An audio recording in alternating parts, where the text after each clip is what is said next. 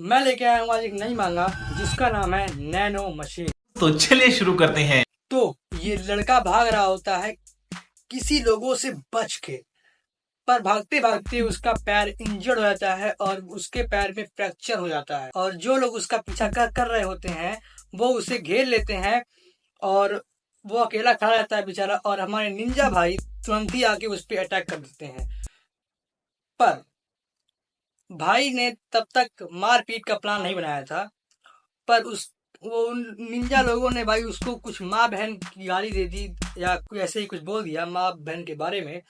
तो उसने तुरंत ही अपने जेब से चाकू निकाला और बोला कि आज तो आर या पार। समझ रहे होंगे जो मैं बोल रहा हूँ। और जब उसने डिसाइड कर लिया कि अब मैं इस पे अटैक करूंगा, तभी एक आदमी उसे तुरंत गला पकड़ के उठा लेता है, जैसे अंडरटेकर किसी को उठा लेता है, समझे। और पर उसके पास एक बैकअप प्लान था। वो बेवकूफ थोड़ी है। और उसने एक पीछे से अपने उसके पास दो नाइफ थी, बट एक नाइफ उसने हिडन रखी थी और ये उसका बेसिकली एक प्लान था। और तभी उसने एक सॉरी प्लान बोल रहा हूँ, एक चाकू निकाला और उसके गले में दे मारा। भाई उसका पूरे गले में घुसेड़ दिया था वो नाइफ अपना। और उसके बाद वो तो वहां पे ऑन द स्पॉट मर गया था। बट दूसरा जो निंजा था उसको तुरंत बचाने के लिए आया और तुरंत उसके ही क्या कहते हैं मुंह पे एकदम नी मार दी। एकदम समझ रहे हो भाई, बहुत दर्दनाक होता है जब कोई किसी पे मुंह, अरे मुंह में क्या बोलते हैं भाई, नी मारता है। तो समझ सकते हो तुम लोग भाई, समझे।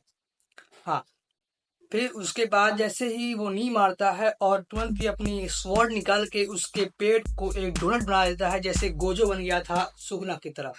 क्यों तोड़ा बन गया था, सुखना ने किया था वैसे, ऐसा बोला, समझे। और फिर वहीं पे मर रहा होता है, पर मिरेकल हो जाता है। जी हाँ, मिरेकल हो जाता है। एक आदमी आता है, वो जिस हिसाब से वो कपड़े पहना था वो लग नहीं रहा था कि इसी जनरेशन का है, मतलब कि यहीं पे रहने वाला है। बट जैसे ही वो आता है वैसे ही तुरंत वो उन सारे निंजाओं को पलक झपकते ही इन द सेकेंड्स वो खत्म कर देता है। जैसे मान लो उनके शरीर के अंदर एक न्यूक्लियर बम फट गया हो, वो सब के सब खत्म हो जाते हैं ऑन द स्पॉट, तुरंत एक हिट में। उसके बाद वो जो आदमी रहता है वो अपने भाई को, जो प्रिंस है, आप सोच बोलोगे प्रिंस इसको, ये प्रिंस डाला। और उसके गर्दन में एक इंजेक्शन इंजेक्ट करता है। पर इंजेक्शन वो इंजेक्शन नहीं रहता है, वो एक मशीन रहती है। और कुछ एक्स्ट्रा बातें जो कि थोड़ी जरूरी है तुमको जानना, जो कि है, जो जो लोग को इसमें मार्शल आर्ट्स आती है वो लोग नॉर्मल ह्यूमन बीइंग से तो ऑफ कोर्स स्ट्रांग ही होंगे, समझे। और जिनको मार्शल आर्ट्स आती हैं वो लोग, मतलब कि उनके जो कुछ डिसाइपल्स होते हैं उनको सीखना रहता है मार्शल आर्ट्स। तो वो लोग मिलके एक क्लैन बनाते हैं, समझ रहे हो, क्लैन बनाते हैं। तो यहाँ पे दो क्लैन बनते हैं, एक the forces of evil and the forces of justice. उन्हीं के बीच में एक और क्लैन बनता है जो कि सिर्फ और सिर्फ ओरोची मारू की तरह स्ट्रेंथ और बस स्ट्रेंथ गेन करना चाहते थे। तो उनका नाम है डीमनिक कल्ट। तो डीमनिक कल्ट एक ऐसा क्लैन है जो कि सिर्फ और सिर्फ स्ट्रेंथ गेन करना, भाई प्योर ओरोची मारू, समझे।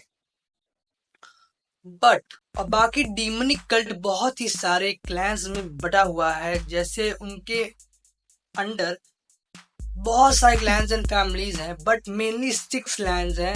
6 मेन क्लैन, जैसे कि अपने नारुतो में 2-3 मेन क्लैंस दिखा रखे हैं, वैसे ही इसमें 6 मेन क्लैंस हैं, जिनका नाम blade clan, poison clan, spring clan, sound clan, sword clan, dark clan.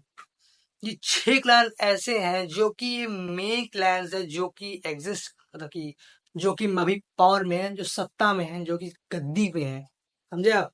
हाँ। तो वापस आते हैं अपनी मेन स्टोरी लाइन पे। ठीक है, अपने भाई उठ चुके हैं, अपने शियोन भाई सी भाई उठ चुके हैं। हाँ, शियोन शियोन सी नहीं शियोन उठ चुके हैं। उसके शरीर पे कुछ ब्लैक स्पॉट जैसे आ चुके हैं। वो ब्लैक स्पॉट इसलिए है क्योंकि जो जब उस बंदे ने उसके यहाँ पे इंजेक्शन लगा रखा था तो वो हील उसको हील करने के लिए था। तो वो जब हील हो जाता है तो उसी के पूरे शरीर से वो वेस्ट निकलते हैं, वेस्ट। वो ब्लैक स्पॉट जैसे होते हैं, वो बहुत ही गंदा स्मेल कर रहा होता है भाई। अब देख लेना, बहुत ही बेकार स्मेल कर रहा होता है। और जैसे सीवर होता है सीवर, वैसे सेम टू सेम स्मेल कर रहा था भाई बंदा, वो समझ लो आप। तो अगर तुम लोग को ये वीडियो अच्छी लगी, थोड़ा सा मज़ा आया, तो भाई सब्सक्राइब, लाइक, कमेंट भी करना। तब तक के लिए